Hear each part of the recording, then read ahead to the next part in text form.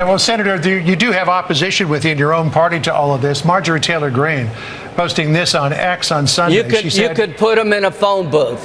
You could put them in a phone booth. Those Republicans who are opposed to supporting Israel against Iran, you could literally put in a phone booth. Well, and phone books come in different sizes, too. There's phone the phone booth. book. Phone booth. I'm sorry, I thought you said a phone book. Phone booth. Well, phone booths are about the same size, although you'd be hard-pressed to find one. No, I'm not worried about Republicans. But Republicans are with Israel.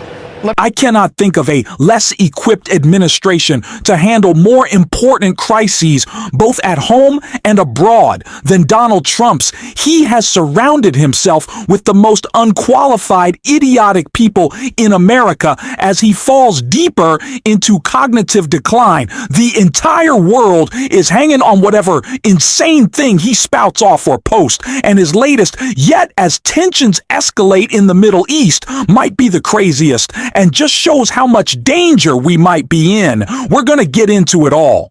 But first, we need the context of the escalating conflict in the Middle East and how Democrats are responding to it. And we get that from Senator Chris Murphy here.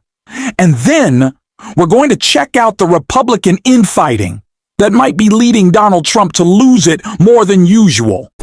But anyone who is cheerleading the United States into a war with Iran has very quickly forgotten the disasters of the Iraq War and the Afghanistan War, where there were early tactical successes, but it became a quagmire that ultimately got thousands of Americans killed, created new insurgencies against U.S. interests and against our allies in the region. So I do not think there's support in this country for the United States to go to war again in the Middle East. And I would remind the president that he can't take any offensive action against Iran without coming to Congress first. He has no leeway here. The Constitution requires him to get an authorization of military force from Congress. I don't think that he'll get that authorization from this Congress because there is opposition on both the Republican and Democratic side to the United States getting dragged into another potentially disastrous conflict in the Middle East. Senator Murphy is absolutely right.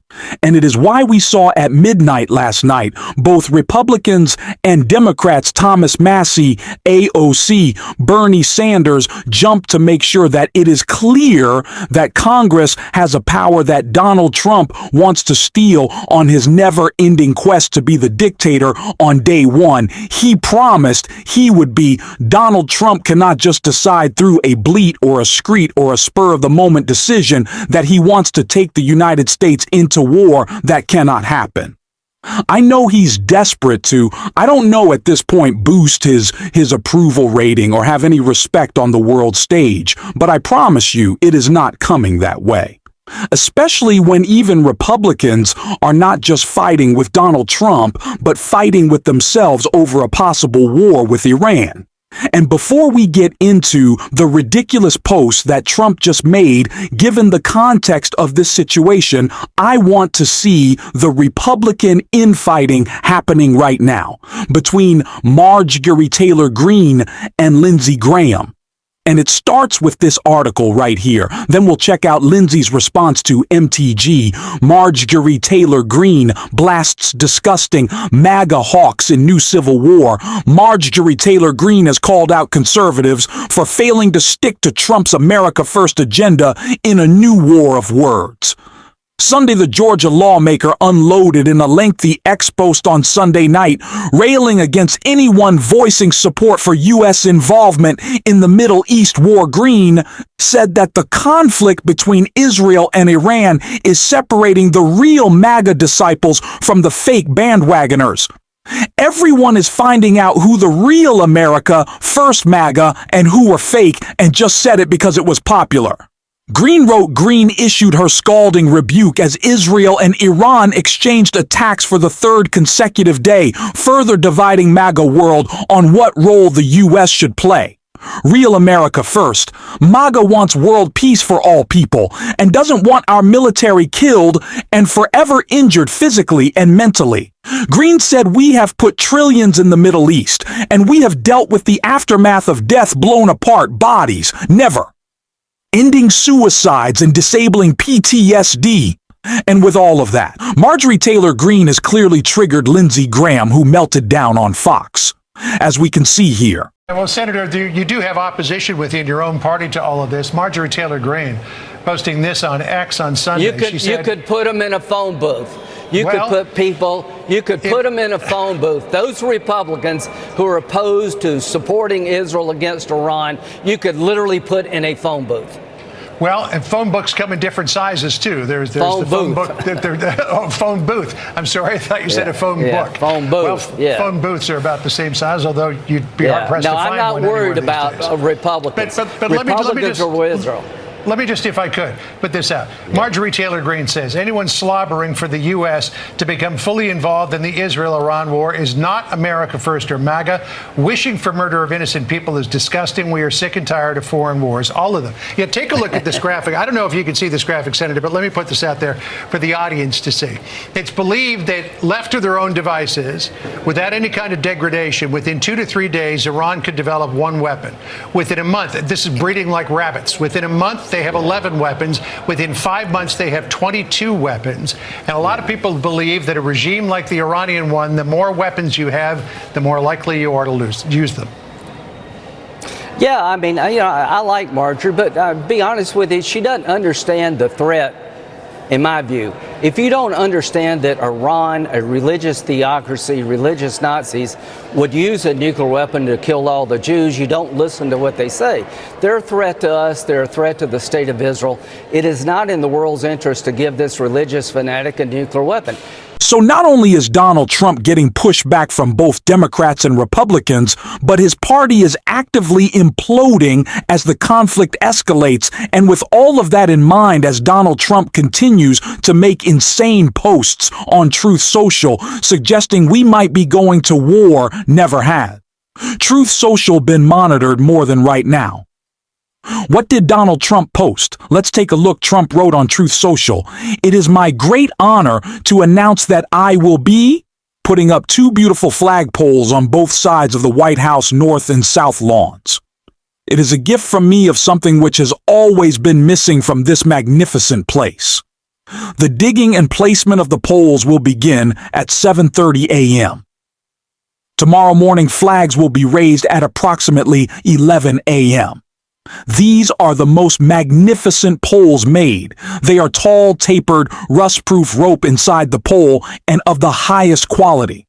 Hopefully they will proudly stand at both sides of the White House for many years to come." The last post Donald Trump made on Truth Social was about a potential bombing campaign in Iran as a conflict in the Middle East escalates, and now he's talking about beautiful poles. They're the most magnificent poles they have. No rust. What are we doing? This is a madman who is trigger happy with his tiny thumbs to send off whatever bleat will send the world into chaos. And he's talking poles. I am deeply worried about what the next Truth Social post might be. I'm really praying it's about drapes instead of like dropping nuclear weapon. I don't even know. He could say anything. He just doesn't care. And he's completely lost it. How in the world are we potentially going to war while our president focuses on polls and our defense secretary is focused on putting back cocktails? It's not even funny, and Christine Noom is in the hospital right now because her lip filler gave an allergic reaction. I don't know if that's actually a true report. I've seen people speculating. But this is the current state of things. What is happening? This is absolute insanity. It is absolute insanity. And we think the foreign policy is bad things at home aren't much better with Donald Trump's agenda. And Chris Murphy made sure we all knew that you heard from him earlier in the show. I want to close with what he had to say about Donald Trump's disgusting agenda. This clip right here. By a Capitol officer was arrested again yesterday. This time they got him for burglarizing neighbors' homes. This was a guy who was pardoned by President Trump, now robbing houses in Virginia. This Zachary Alam was serving an 8-year sentence after a jury convicted him of 7 criminal felonies and 3 misdemeanors when President Trump granted him clemency as part of the mass pardon of 1,600 insurrectionists and rioters for the thousands of crimes committed on that day. At sentencing, U.S. District Court Judge Friedrich described the testimony of police who recalled Hallam as, quote, by far the loudest, most combative, and most violent of the January 6 rioters who attacked the police in the part of the Capitol that these officers were defending. And yesterday, the Trump Department of Justice agreed to pay nearly $5 million to the family of Ashley Babbitt, the rioter who tried to storm the House Speaker's lobby on January 6 after she broke into the Capitol and after the aforementioned Mr. Hallam broke that window. The Department of Justice originally took the position that her wrongful death lawsuit brought by her family was wholly without merit, no basis, and that Babbitt's civil rights had never been violated by the police, and that the police officer acted reasonably in defense of members of Congress and in defense of Vice President Pence. A Capitol Police investigation cleared the officer involved, saying his actions at the height of the riot, quote, potentially saved members and staff from serious injury and possible death from a large crowd of rioters who had forced their way into the Capitol, into the House chamber, where members and staff were steps away. In 2023, then House Speaker Kevin McCarthy said, I think the police officer did his job. Now, although Trump's new attorney general is set to give $5 million to the rioter's family, Trump has not proposed to give a penny to the more than 140 police officers injured, wounded, hospitalized, disfigured, and or disabled in their violence, and nothing to their families. He's proposed no money payments to the bereaved family of Officer Brian Sicknick, an Army veteran with 2 tours abroad, who died at age 42 here on January 7th, 2021, the very next day after being brutalized by rioters. The decision to give millions of dollars to the Babbitt family and nothing to the families of the police officers who defended this Capitol, who defended us, exacerbates the insult of Speaker Johnson's continuing refusal to hang a simple plaque in honor of the officers who defended the Capitol and the Congress and the Vice President. A plaque mandated by law and now more than 2 years overdue on the west front of the Capitol. The Speaker's stubborn refusal to respect the law is craven submission to the executive branch, to Donald Trump, who wants to pretend that the rampaging mob that he sent to Congress was made up of patriotic heroes and that the people he pardoned were, quote, hostages and, quote, political prisoners. A hostage is someone who's been illegally abducted by a terrorist group like Hamas and held for a financial or political ransom. A political prisoner is someone like Alexei Navalny or Nelson Mandela, who's been imprisoned for ideological reasons, not for violently assaulting the police or engaging in seditious conspiracy or destroying federal property. I am just concerned. I'm more than concerned. I don't want to sound like Susan Collins. I'm freaking out. What is? This is just, it's hard to come up with the words. I know that's kind of my job, but it is complete incompetency. And none of these people really seem to care about anything except themselves as the MAGA civil war breaks out and they're all kind of eating their own. You don't know which direction it's going in. The chaos is crippling and it is exhausting. How are we in this place who voted for this man? I don't know. Even MAG is starting to regret it at this point. And I'm not shocked, actually. I am, because they usually don't do that. But I'm glad they're learning their lesson. I wish it had been earlier, though. I don't know. We're going to cover it all. If you want to support that, as always, you can hit that subscribe button, leave a like on this video, and if you stuck around to the end, drop a blue heart in the comments. He was tweeting about polls. Oh gosh, and until next time, I'll see you soon.